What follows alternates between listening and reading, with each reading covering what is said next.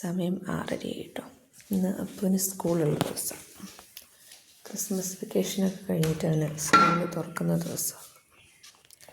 നേരത്തെ വെളുത്തു.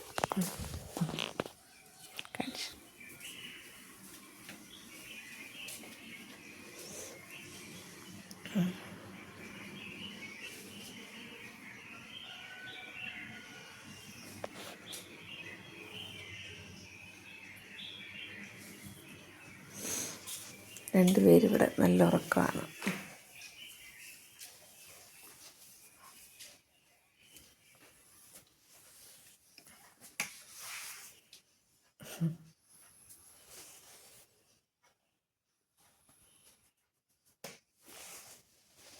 രണ്ടാളിവിടെ നല്ല ഉറക്കമാണ്. 9 മണിയാകുമ്പോഴത്തേക്ക് അപ്പൂൻ്റെ സ്കൂൾ വണ്ടി വരും.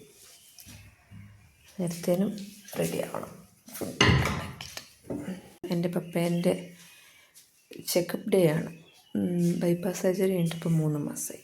അപ്പം ഇന്ന് ചെക്കപ്പിന് പോകാനുള്ള ദിവസമാണ്. അപ്പം സാധാരണ ബ്രദറാണ് കൊണ്ടുപോവുക. അതിനെന്തോന്ന് വർക്ക് ചെയ്യുകയാണ്. അപ്പം ഇന്നെന്തോ ലീവ് കിട്ടിയില്ല. അപ്പം ഇന്ന് ഹസ്ബൻഡാണ് കൊണ്ടുപോകുന്നത്. ഹസ്ബൻഡുണ്ട്, അമ്മയുണ്ട്, പിന്നെ പപ്പയുണ്ട്. അപ്പോൾ അവർ വെളുപ്പിന് പോയി. 11 മണിയാകുമ്പോഴത്തേക്കും ഹോസ്പിറ്റലിലെത്തണം. അപ്പോൾ അവർ വെളുപ്പിന് പോയി. 5 മണിയൊക്കെ ആകുമ്പോഴത്തേക്ക് ഇറങ്ങി. ഇനിയിപ്പോൾ വൈകുന്നേരം വരുള്ളൂ ചെക്കപ്പും കാര്യങ്ങളൊക്കെ കഴിഞ്ഞിട്ട്. ആസ്റ്റർ മിംസിലാണ് കാണിക്കുന്നത്, കോഴിക്കോട്. അവിടെ എത്തണമല്ലോ. അവർ വെളുപ്പിന് പോയി. അപ്പോൾ അവന് കൊണ്ടുപോകാൻ ഗ്രീൻ പീസ് കറി വെക്കാൻ വിചാരിച്ചു. ഇപ്പം ഇന്നലെ രാത്രി തന്നെ വെള്ളത്തിലിട്ട് വെച്ചതാണ്. ഗ്രീൻ പീസ് 2-3 വട്ടം കഴുകി വാരി കുക്കറിലേക്ക് ഇടാം. ഞാൻ എൻ്റെ ഒരു രീതിക്കാട്ടോ വയ്ക്കുക. പിന്നെ ഇതൊരു കിഴങ്ങുണ്ട്. ചെറിയ തക്കാളി അതുകൊണ്ട് 2 തക്കാളി എടുത്തു. അല്ലെങ്കിൽ വലിയ തക്കാളി ആണെങ്കിൽ ഞാൻ 6 എടുക്കുള്ളൂ. ഇത് നമുക്ക് പീൽ ചെയ്യും. കഴുകിയിട്ട് വരാം. കിഴങ്ങും തക്കാളിയും. പിന്നെ ഞാൻ കഴുകിയ കിഴങ്ങും തക്കാളിയും ഒക്കെ ചെറുതാക്കി കുക്കറിനകത്തേക്ക് അരിഞ്ഞിട്ടു. ഞാൻ ഇന്നലെ ചിക്കൻ കറി വെച്ചപ്പം ഉള്ളി എടുത്തായിരുന്നു. അപ്പം അതിലേക്ക് ഇടാൻ ഒരു ഉള്ളി ബാക്കി. അപ്പം ഞാൻ ആ പാത്രത്തിൽ, ഐസ്ക്രീം പാത്രത്തിലാക്കി ഞാൻ ഫ്രിഡ്ജിനകത്ത് വെച്ചായിരുന്നു ആ ഉള്ളി. അപ്പം അതന്നെ ഇന്നത്തെ കറിയിലേക്ക് ഇടാമെന്ന് വിചാരിച്ചു. അപ്പം അതും അരിഞ്ഞിട്ടു. ആ ഉള്ളി അരിഞ്ഞിട്ടു ശേഷം മഞ്ഞൾപ്പൊടി, ഉപ്പ്, ആവശ്യത്തിന് വെള്ളം ഒഴിച്ച് അടുപ്പത്ത് വേവിക്കാനായിട്ട് വെച്ചു. സമയം 7 മണിയായി. ചോറിന് അരിയിടാം. ഇതിന് ഒരു പാട്ട് അരിയിട്. കുക്കറിലാണ് ചോറ് വയ്ക്കാറ്. 3 വിസിലിട്ട് ചോറ് റെഡി. വേഗാവുകയും ചെയ്യും. അപ്പം ഞാൻ മറ്റേപാട് ചോറ് വെക്കാറില്ല. എപ്പോഴും കുക്കറിലാണ് വെക്കാറ്. പെട്ടെന്നാവും. ചോറിനുള്ള അരി കഴുകി അത് അടുപ്പത്തേക്ക് വെച്ചു.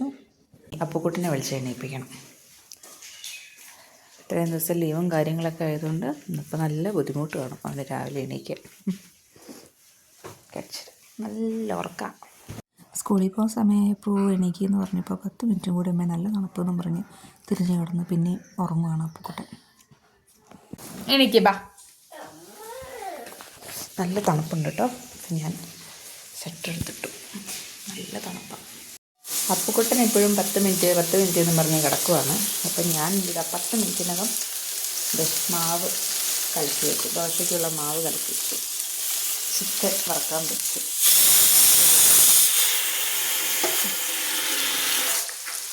ചോറ് റെഡിയായി. 3 വിസിൽ മതി കേട്ടോ. ചോറ് റെഡിയായി. പിന്നെ ഞാനിതാ അവന് കുളിക്കാൻ വെള്ളം വെച്ചു. ഇനി പോയി വിളിക്കട്ടെ.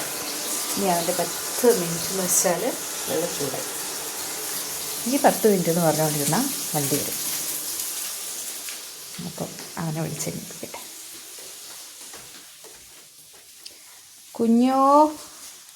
കുഞ്ഞോ എണീറ്റേ. ഇനി 10 മിനിറ്റ് കഴിഞ്ഞു കേട്ടോ. 10 മിനിറ്റിലും കൂടുതലായി നീ ഉറങ്ങുന്നു. എണീറ്റേ.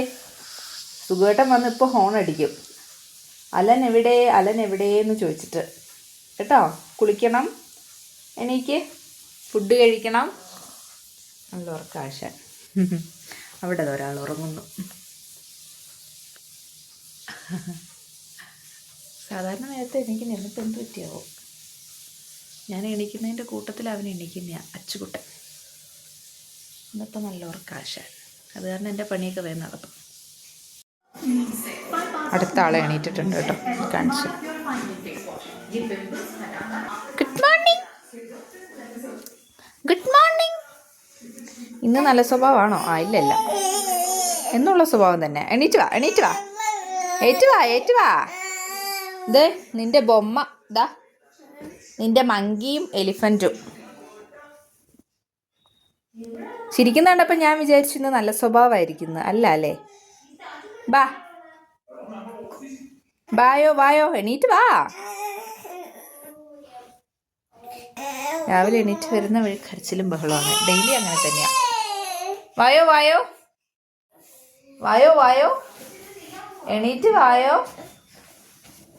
എണീറ്റ് വായോ. കുടു കുടു.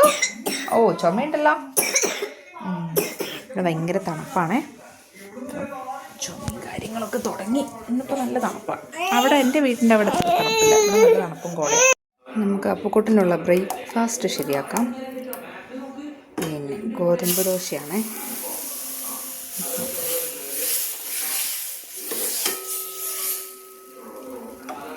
എന്നതുവാ